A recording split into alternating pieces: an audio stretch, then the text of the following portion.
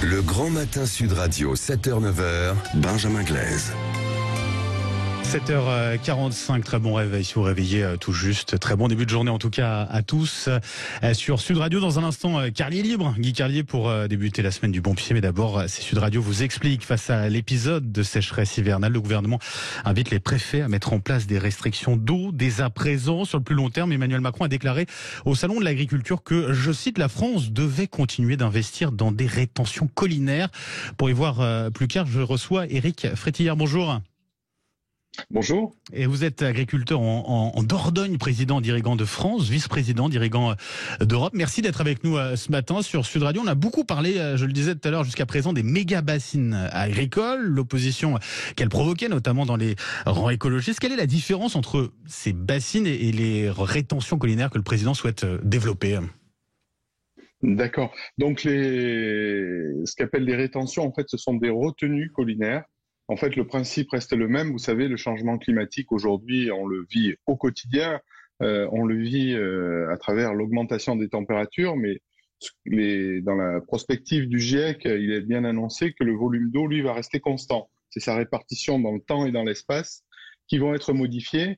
Et donc, plutôt avec des excès d'eau dans les périodes hivernales et des sécheresses en été. Donc, une des solutions, ce ne sera pas bien entendu la seule, elle n'est pas universelle, mais une des solutions, c'est de retenir cette eau lorsqu'elle est en excès pour s'en servir l'été quand on en a besoin pour produire, puisque sans eau, malheureusement, on ne produit pas. Donc, la différence entre une retenue collinaire, c'est un fond de vallon dans lequel on a créé une digue. Alors, je suis très bien placé pour en parler parce que j'en ai deux sur mon exploitation qui ont été créées dans les années 70. Qui se remplissent. Alors moi, l'ensemble de mes terrains sont drainés et ce sont les drains qui réalimentent en hiver. Dès qu'il y a trop d'eau sur les terres, elle repart dans mes réserves d'eau. Et même lorsque j'arrose et que ici par exemple il y a une pluie qu'on n'a pas vue arriver, l'eau revient et re-remplit mes réserves et j'ai ce stock qui me suffit pour l'été pour pouvoir irriguer. Alors, vous évoquiez le terme de bassine. Moi, je n'aime pas ce terme parce que le terme de bassine est utilisé par nos opposants, ceux qui s'opposent au stockage de l'eau. Donc, mais c'est aussi une réserve d'eau, mais qui, elle, a la particularité, parce que pour pouvoir faire des retenues collinaires, bien sûr, il faut que le sol, ce soit de l'argile et qu'il soit étanche, qu'il puisse retenir naturellement cette eau.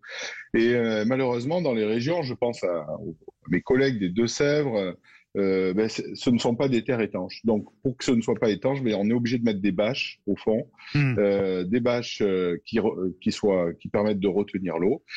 Et la particularité, c'est que ces réserves sont remplies sur le même principe dans les périodes hivernales quand il y a beaucoup d'eau, soit sur des nappes qui sont des nappes peu profondes dès que l'eau est en excès, on s'en sert pour les remplir ou à partir de cours d'eau. Donc ça veut dire que sur le fond, il n'y a pas vraiment de différence entre les deux, parce qu'on a l'impression que du côté des écologistes, on tape davantage finalement sur les bassines, comme ils les appellent, plutôt que sur ces retenues collinaires. Oui, effectivement, ça je laisse aux écologistes ce fonctionnement. Je partage pas du tout cet avis. Ça fait partie des solutions. Vous savez, la problématique de l'eau en France, c'est vraiment une problématique locale. On imagine parfaitement que entre la Bretagne et le sud-est de la France, les problématiques ne sont pas les mêmes. Mais même au sein d'une région, même au sein d'un département, entre le nord et le sud, vous avez des différences d'eau.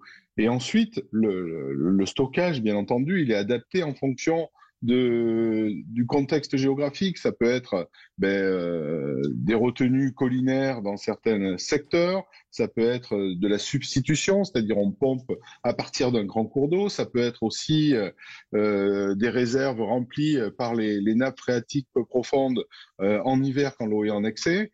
Tout est adapté en fonction du contexte géographique et du besoin, parce que ça peut répondre aux besoins de 2, 3, 10 agriculteurs. Ça peut être également de la retenue plus importante pour réalimenter l'étiage. C'est-à-dire qu'il tout est envisageable et je crois qu'il faut rien s'interdire. Alors, par contre, du côté du gouvernement, on semble entretenir un petit peu le flou. On a le président qui dit vouloir développer ses retenues collinaires. Le ministre de l'Agriculture, Marc Fesneau, qui continue de parler de méga-bassines, qui le défend. C'est un peu difficile quand même d'y voir clair dans tout ça. Oui, écoutez, nous, Irrigants de France, c'est un travail qu'on fait notamment avec le gouvernement, avec le ministère de l'Agriculture et le ministère de l'Environnement. Ce qu'il faut savoir, c'est qu'aujourd'hui, le monde agricole subit le changement climatique, donc on l'a vu, des températures qui augmentent et des incidents, hein, on l'a bien vu, les répercussions du changement climatique sur le monde agricole, ça a été des gelées tardives cette année qui ont fait des dégâts énormes, des épisodes de grêle terribles, il y a eu 3 canicules cet été, des sécheresses, donc tout ça, le monde agricole le vit en première ligne. On veut préserver notre souveraineté alimentaire, limiter nos dépendances aux autres pays et produire. Et on a tous les moyens en France pour le faire.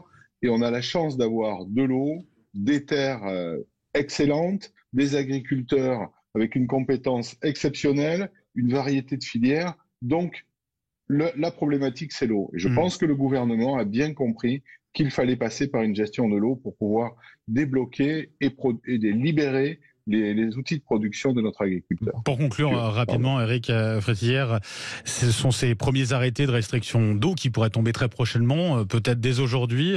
Ça provoque une certaine inquiétude, très clairement, du côté des agriculteurs aujourd'hui, là ?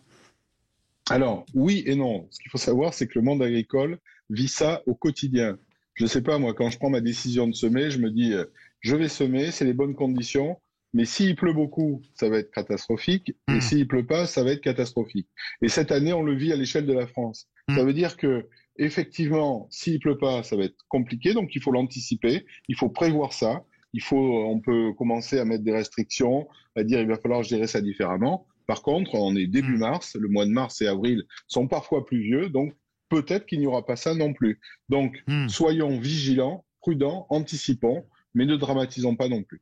Éric Frétillère, agriculteur en Dordogne, président d'Irrigant de France, vice-président d'Irrigant d'Europe. Un grand merci d'avoir été avec nous ce matin sur Sud Radio. Merci à vous. Avec grand plaisir. Merci.